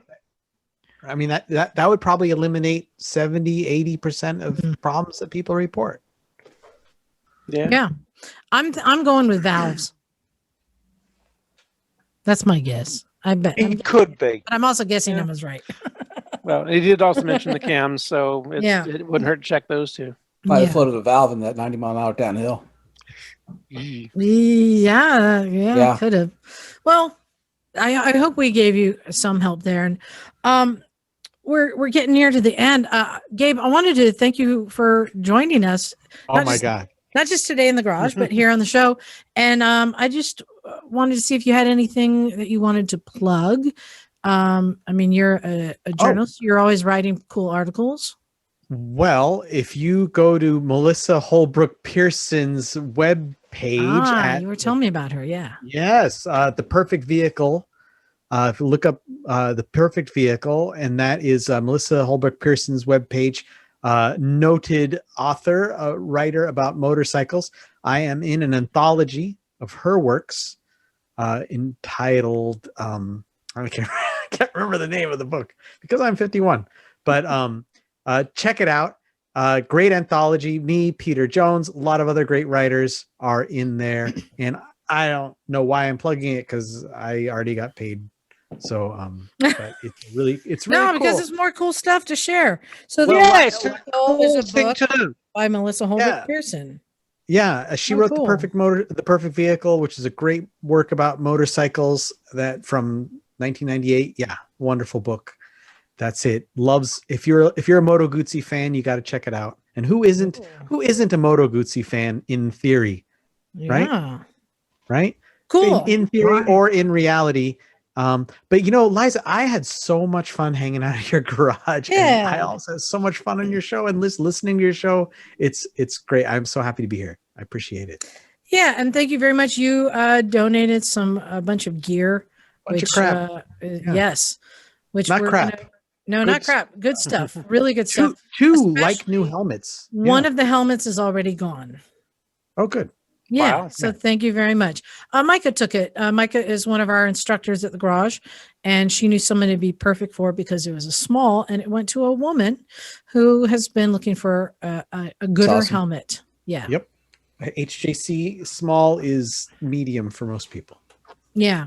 So thanks for coming to hang out. I hope you come down again sometime. Maybe you'll bring that monstrosity behind you and get Emma to diddle it and get it to run better. I want to see that thing. I wouldn't ride that thing to Santa Cruz unless I was in the back of a pickup truck with it. So, I guess it's a point where we say thank you, everyone, for supporting us. Thank you, Gabe, for joining us. Just a reminder, get your address updated on the Patreon page so I can send these neck gaiters out.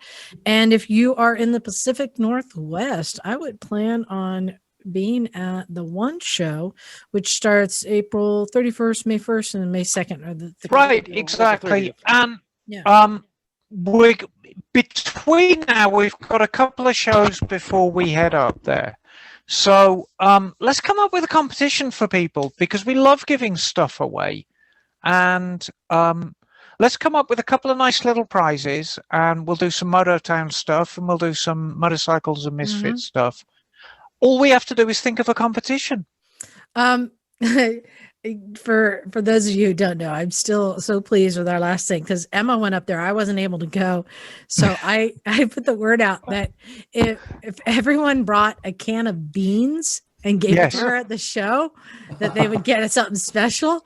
And Emma had to lug her own beans. I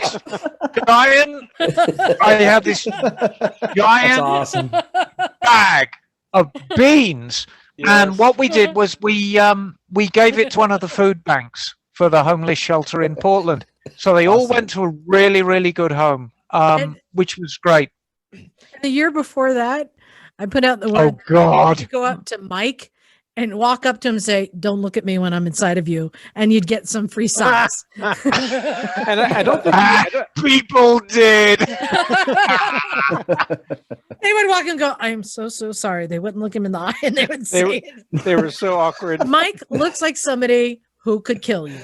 His arms are bigger than his neck. I know. Well, so it was Mike 2 years ago. It was me last year. I think this year it's all about you, Liza. Or No. I think maybe Kiss a Ginger get a prize. Oh, Kiss a Ginger! 25 COVID, the best idea. No. Besides, you get me in trouble. I'm thinking we're gonna go with Kiss a Ginger. Blow a kiss, maybe. Just bring some ginger root. Hey, there you go. You could all share. No, we'll come up with something. So when we go up to the one show, we'll make sure we got some merch with us, and we're going to give it away. We will give it away. All we have to do is decide what unspeakable act of cruelty you are going to have to perform to get your free stuff. I think I'm going to give Bagel some hot sauce lip gloss. Oh God, yeah. Oh yeah. Kiss a Ginger. 25 cents. No. Bagel, do it for the children. Oh my gosh. Well, Gabe, yeah, go ahead. So I'm going to be vaccinated, but I still don't want to take that chance. All right, very good. Well, Gabe, thanks again. Come down anytime. It's always a delight. I will. You were helpful. You were helping Charlie. You know a lot about a lot. So we like that kind of people, those folks. I sound like I do. Yeah. I think every bike that came, you're like, oh, you had one of those. Oh, one of those. Oh, that was a great bike. Oh, yeah. Well, you know, I mean, the thing is, Gabe and myself and you, Liza, are really in the same position. When you get to a certain age, you have pretty much owned everything. If you've been dicking around with bikes for any length of time, and when I say any length of time, I mean over 30 years, 35 years, you're going to have owned a lot of bikes. And Yeah, so we're all kind of in that position. I'm pretty sure You're Bagels 90. own more scooters than all of us have owned bikes. Oh, Bagel owns all the scooters. yeah. Yes. Every single Vespa, Lambretta, Heinkel ever registered in the Northern Hemisphere has been owned by Bagel at one stage. No. Yes, Everything. yes. I don't own anything older than 1958 or 57, actually. But Okay. So there are other bikes I would love to own, but haven't had a chance yet. So everything made since the Eisenhower administration has been owned by Bagel. More or less, yeah. So, and Gabe, here's how it's going to work. We're about to wrap up. And when I point at you, you say your name. It's that easy. Okay, ready? So thank you, everyone. And just go to motorcyclesandmisfits.com. You'll find links to stuff, our photos. You want to see what we look And like. a complaint form. And don't forget to send us an email. We need to have Motorcycles and Misfits complaint forms, like auto-generate. Yeah, we really all do. of our listeners. No, I've got to deal with Cleveland Moto. Our replaints are going to Phil at clevelandmoto.com.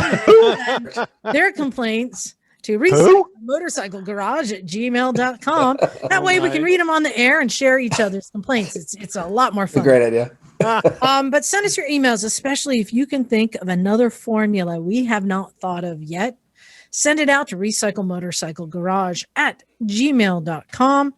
And we might read it. So on that note, thank you everyone for listening. This is Liza. And Bagel. Emma, darling. Douglas. No particular name, John. And we are out of here. Cool. hey, so fun. Wow, that was Gabe, that was a trap. You That fell for outro it. is such a shit show, Liza. We need to come up with something better. I don't understand any of that. Well, you know what? I'm hoping. I don't know. We'll figure out. Studio might be happening.